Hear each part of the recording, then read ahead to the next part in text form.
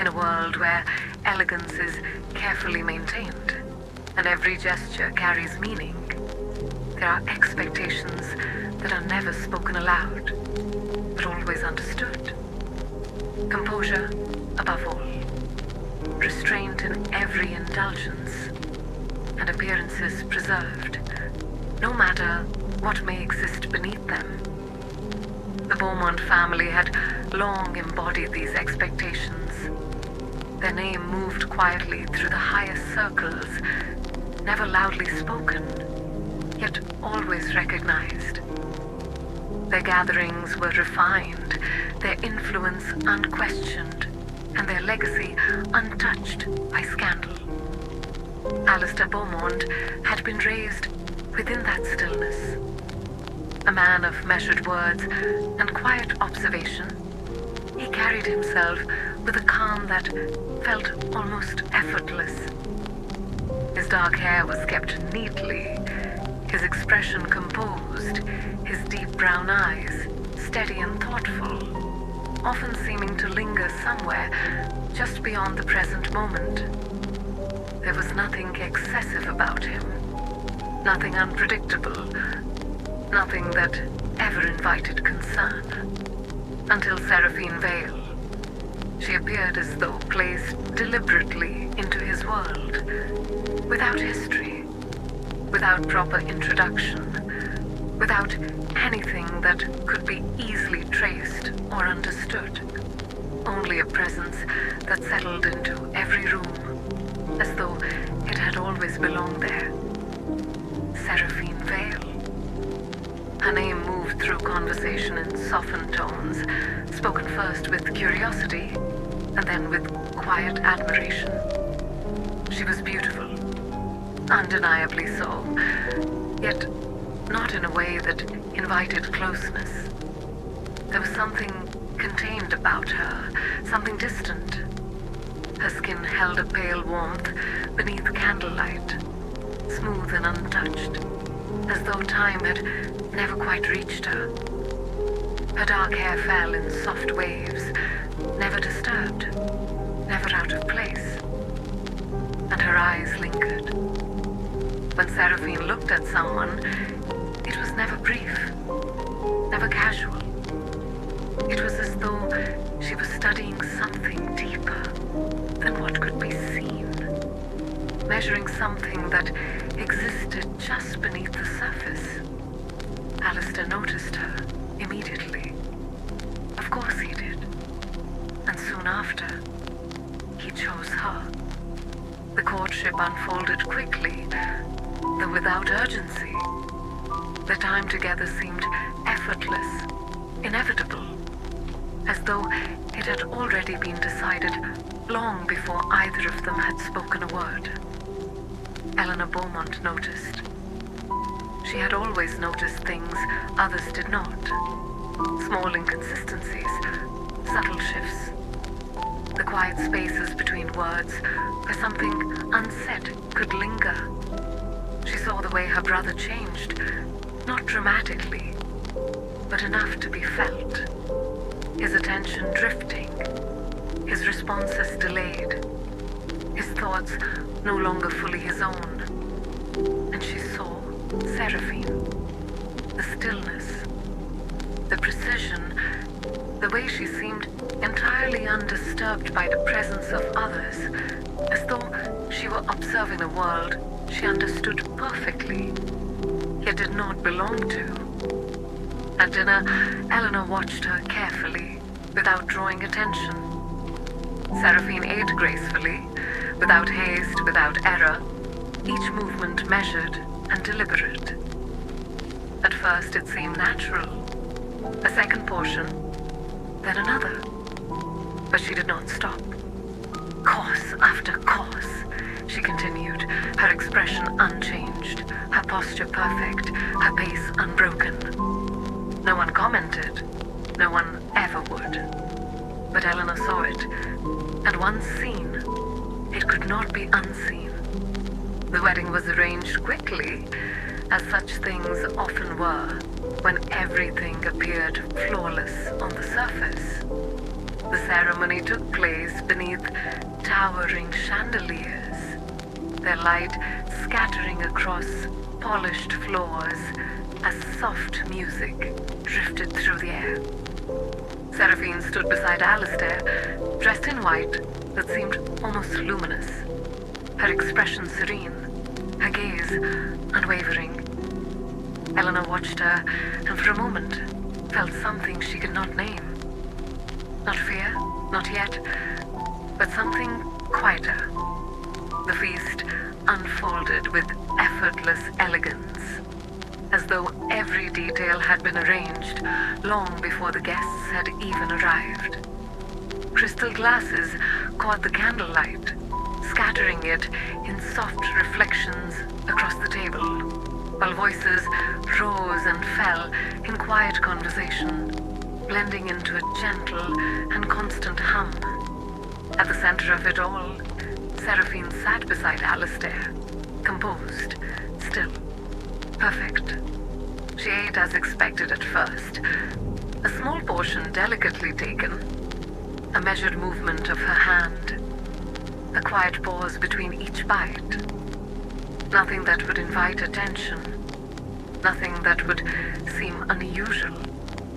But as the evening continued, something shifted. Not in a way that could be easily named, and not in a way anyone could openly acknowledge, only in the smallest of moments. Eleanor noticed it first. A flicker of candlelight passed across Seraphine's face, and for just a second, it did not settle correctly. The light seemed to linger, stretching slightly along her features, as though her reflection had taken a fraction longer to follow. It was gone almost immediately, and yet Eleanor found herself watching more closely. Seraphine continued eating. Another course placed before her, then another, each received with the same quiet grace. But her stillness was no longer entirely still. There were moments, brief and almost imperceptible, when her movements felt too smooth, as though guided by something practiced far beyond habit. Her fingers lingered against the edge of a glass, not quite pressing, not quite releasing, as though testing the weight of something that did not fully concern her. And her eyes did not move the way eyes should. When someone spoke, she turned her attention toward them with a precision that felt too exact, as though she had already decided where to look before the moment had even arrived. Eleanor felt it then. Not fear, but something that refused to settle. Another candle flickered, and again, for just a moment, Seraphine's shadow did not follow her correctly. It stretched slightly behind her, lingering, before slipping back into place. No one else reacted. No one turned. No one spoke. But Eleanor saw it, and once seen, it could not be forgotten. Seraphine smiled then, that same soft expression, as she reached for yet another plate.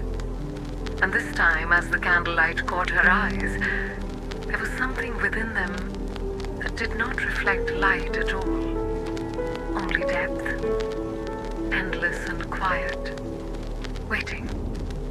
They left for the estate before midnight. The house stood far from the city, a Beaumont property long untouched, preserved in quiet isolation. Tall windows, long corridors, and rooms that echoed even in stillness gave the impression that the house itself had been waiting. Days later, Eleanor arrived. Her visit was framed as something simple, something polite. Yet the moment she stepped inside, she felt it. The stillness, the absence, the quiet that seemed too complete. Seraphine greeted her with the same gentle smile. Alistair stood beside her, unchanged at first glance, yet something about him felt distant. Not gone, not harmed, only less. Dinner was prepared, though Eleanor had not seen anyone cook. And once again, Seraphine ate in that same slow and unbroken way. That night, Eleanor did not sleep. The house had settled into a silence that felt too complete, as though every sound had been carefully removed rather than naturally fading away. Even the air seemed still, unmoving, waiting. She lay awake, listening. At first there was nothing, only the quiet presence of the walls around her, the distant suggestion of space beyond them. And then slowly, something else began to take shape beneath the silence. A sound, soft, measured, repeating, not hurried, not frantic, deliberate. It came from below. Eleanor rose without thinking, her movements careful and instinctive, as though guided by something she had already begun to understand. The corridor stretched long and dim before her, lit only by a faint and distant glow. The door at the end stood slightly open. The air grew colder as she approached, thinner, and beneath it all, that same slow and steady sound continued. She reached the door and looked inside. At first, she did not understand what she was seeing. The room was vast, far larger than it should have been, its walls disappearing into shadow. The light within it seemed to exist without source, flickering faintly as though it did not belong to the space at all. And at the center of it was Seraphine, or something wearing her shape. She knelt in stillness, her dark hair falling around her like a curtain, though it no longer moved as it should. It seemed heavier, thicker, as though it belonged to something not entirely bound to form. Before her stood Alistair, or what remained of him. He did not struggle. He did not speak. He stood as though suspended, his expression calm, his eyes distant, as if whatever part of him had once resisted had already been taken. Then Seraphine moved, slowly and gracefully, turning just enough for Eleanor to see her face. It had not changed entirely. The same pale skin, the same soft features, the same gentle curve of her lips. But beneath it, something older had begun to show through. Something that did not belong to any human expression. Her eyes deepened, widening not in shape, but in presence, as though something vast existed behind them. When she smiled, it no longer felt practiced.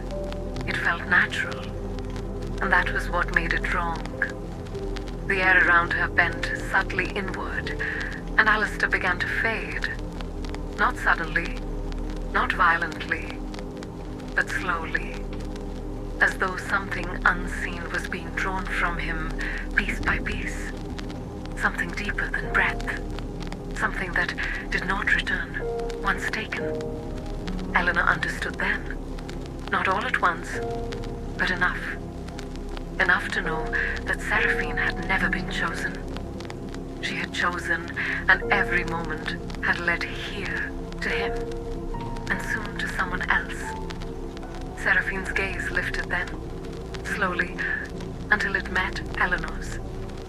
There was no surprise in it, no alarm, only recognition, and something quieter still. Something almost amused. Eleanor stepped back and closed the door quietly, as though nothing at all had happened. By morning, Alistair was gone. Seraphine stood alone in the great room, dressed no longer in white, but in black, her expression unchanged. Eleanor left that day, and though she never spoke of it, she understood. And in time, there were whispers again. A new engagement, a new name. A woman seen at dusk, still beautiful, waiting, and always hungry. In a world where elegance is carefully maintained and every appearance is preserved without question, some things are never spoken aloud, only noticed by those who are left behind.